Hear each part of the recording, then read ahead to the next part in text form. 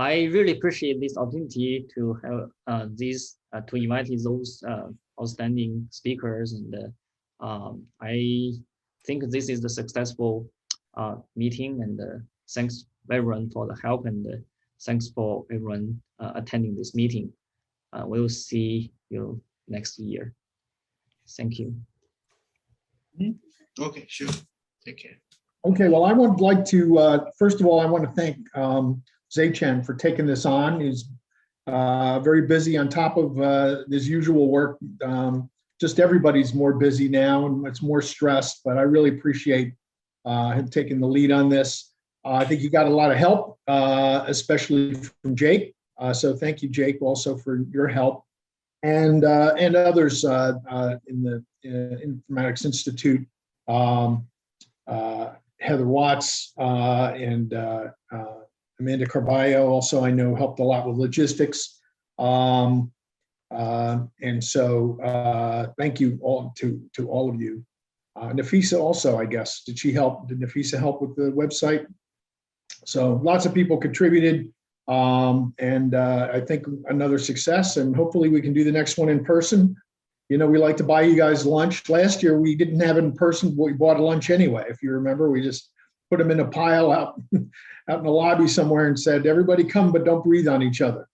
And so next year, hopefully we will be back to doing this in person, because I think the networking is just as important as this. I also, you know, I was surprised. I looked at the agenda and I popped in and out during the day. I had a lot of other things that I had to be on. And when it got boring or when I was able to escape, I came in. So the talks all seemed great. I was surprised I didn't hear anything in my sampling about COVID-19. And so I would have expected there'd be more on that. So I'll just say two things about that, whether I'm right or not, is that whatever you were doing, I think you could certainly think about how would you take what you did and apply it to a problem related to COVID-19, whether it's sequencing the virus or sequencing the host, whether it's looking at pathways for pathophysiology or for treatment. You could certainly think about obviously taking what you did and applying it to this real world problem. At the same time, then think about, well, everybody's working on the COVID-19 stuff. There's going to be another pandemic. And even in between pandemics, we've got epidemics of obesity and hypertension and hyperlipidemia and cardiovascular disease and lung cancer and breast cancer and colon cancer. We've got all kinds of epidemics. So how would we take what we do for COVID-19 and say, all right, let's do the same thing for other diseases. Let's provide the same kind of intense activity and use these same methodologies and make them more generic. So it's not a one-off thing. I wrote a script, I wrote a program, I did an analysis, but think about the tools that you could build to solve multiple problems. Just, you know, and I think that's where, you know, UBright is an example. It's not a domain-specific tool, but Jake, you know, Jake and others took it and made the pager COVID-2 system out of it. And I think we can do that with, you know, we could be thinking about what other diseases could we be doing that. So I will now turn it over to Jake and he can close out the meeting. Yeah, thank you. So I echo with Jim, Chen, great job. And that's tremendous effort. And I was initially hoping that we could help you more, but you took it on and 90% of your work resulted in a great meeting. So congratulations, and let's all give him a round of applause. So it doesn't sound as impressive, but we all applaud.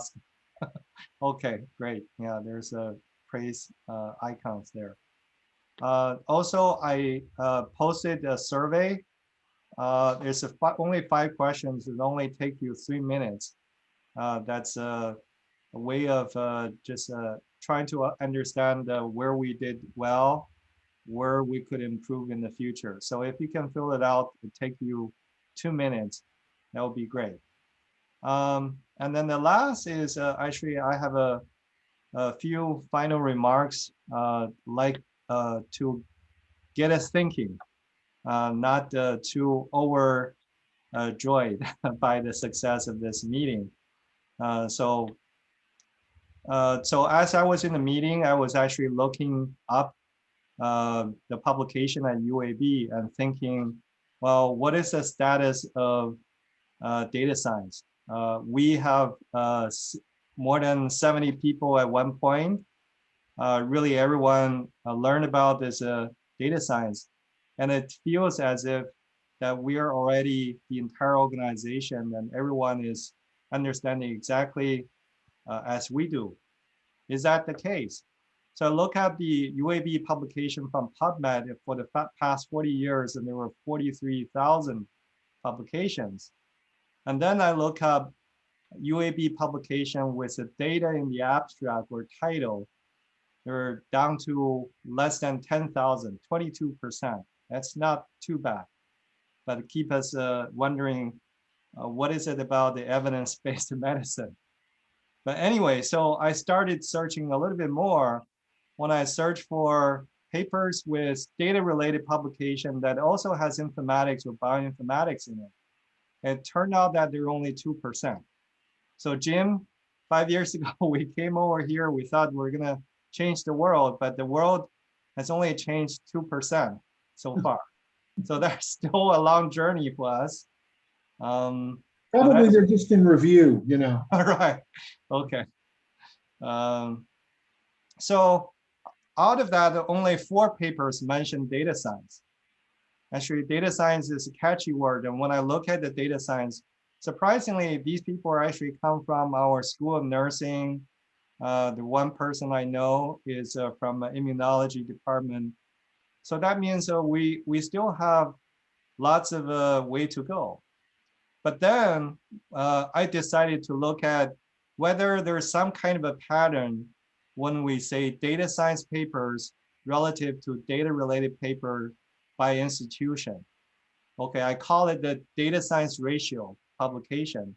It turned out that the number falls in a very interesting pattern. So actually, Columbia is #1. Jim, congratulations. Columbia is #1, probably because Jim left. No, Jim created the informatic community there with other colleagues. And then the informatic was so easy. So Jim is, no, Columbia is better than Harvard. I didn't plot it in here. Harvard is about 4 times the size of ours, the ratio. Vanderbilt is ahead. Emory is ahead. Even IU with a very significant investment of precision medicine is ahead. But I'm looking at my undergraduate institution, the best university in China. They're actually not ahead of us.